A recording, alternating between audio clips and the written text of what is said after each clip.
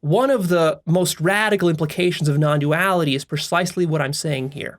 And it is that you will experience everything by the time your time is up. Everything. Everything. Try to understand just how profound this statement is, that you will experience everything. Now, by you, what do I mean? Do I mean the ego? No, the ego will die. The ego will not experience everything. The ego is one experience within everything. So, of course, one experience within everything can't experience everything. But you as the capital S self, you as the I am, you as the Godhead, the subjective light of awareness that is shining through you right now, that is being conscious of the words that I'm speaking, that you, the enlightened self, that will experience everything. Everything. Without exception. It will experience an infinity of experiences and forms. In fact, it already has. I'm speaking here as though we're talking about linear time, and you might get the sense that, well, if I die, then there's going to be another lifetime, and another lifetime after that. It's going to be this linear sequence. It's going to take billions of years to experience everything. Yeah, you can think of it that way because we have to, as we're talking about this, we have to put it into linear time because that's how the human mind and human operating system works. Is we only understand cause and effect through linear time under ordinary conventional states of consciousness. But that's not really what's going on. Really what's going on is it's all being experienced simultaneously. As though you took a pencil and you made a little dot on a big piece of paper, on a white piece of paper, you made a dot. And in this dot is contained every single experience that can ever possibly be experienced. And it all happened in the blink of an eye at once. Of course, within that little dot is contained a bunch of linear timelines, independent linear timelines, which seem to expand and unfold across time. So a really good metaphor for understanding this is, think of it this way. Imagine a film reel that contains every single film that has ever been recorded in Hollywood throughout all of human history.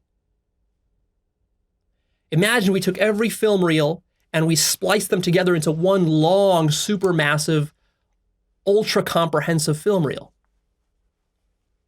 And not only will this film reel contain every film ever shot, but also every film that could ever be shot in the future.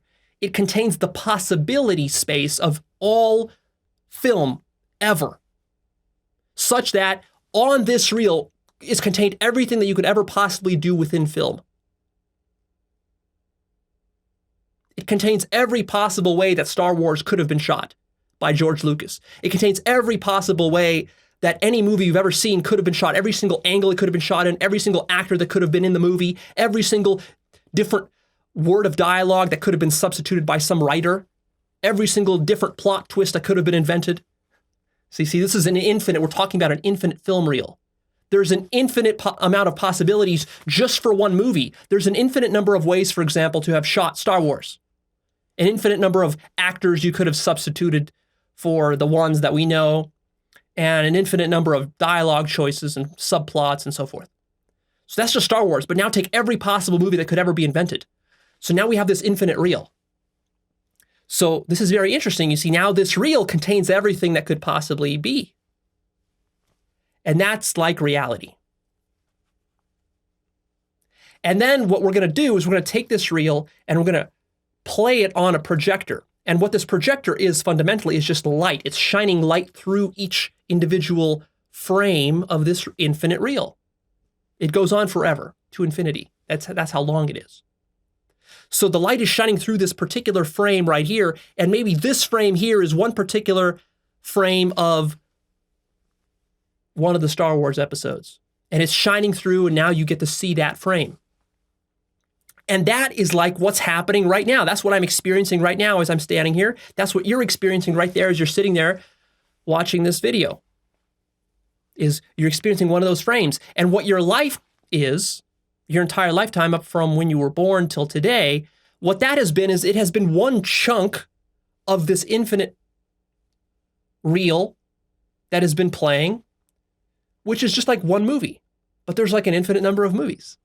See? And so you're playing through it, and it looks linear. It appears as though it's happening one at a time. But also what you can do is you can take sort of a higher level perspective, a meta perspective, kind of zoom out. And what you'll see is that the infinite reel just exists as one solid entity which contains everything. It's like one singularity. It is that dot that you made with the pencil on a piece of paper. You see, in it already is contained all the timelines, all the possibilities, everything. It's all right there. And then you realize, oh yeah, I am that entire film reel. I'm going to play through that thing an infinite number of times, over and over and over again. I'm going to go through every single iteration that's possible. I'm going to experience everything that could ever possibly be experienced. That's what we mean by everything. And in this case, what is the thing that's doing the experiencing of the film reel? It simply is the light. There's not actually a projector, a physical mechanical projector, which is a separate object from the film reel. Because again, we're saying everything is non-dual, right? So a dualist would think, well, there's the projector, which is like the self, the ultimate self, and then there's the film reel. It's not quite right, because again, that would require a boundary or a division between the two. So with non-duality, what we mean is that all divisions and all boundaries collapse, such that there's not even a division anymore between the projector and the film reel itself. So imagine that the film reel is the projector. Or another way you can think of it is that pure light is shining through the frame and illuminating the frame. And in fact, the frame just is the pure light. You see? And that pure light, that's what we mean by the enlightened self or the absolute self or the ultimate I amness. That thing. And notice, light is an intangible. Light is what? Another word for light is spirit, or consciousness, or awareness.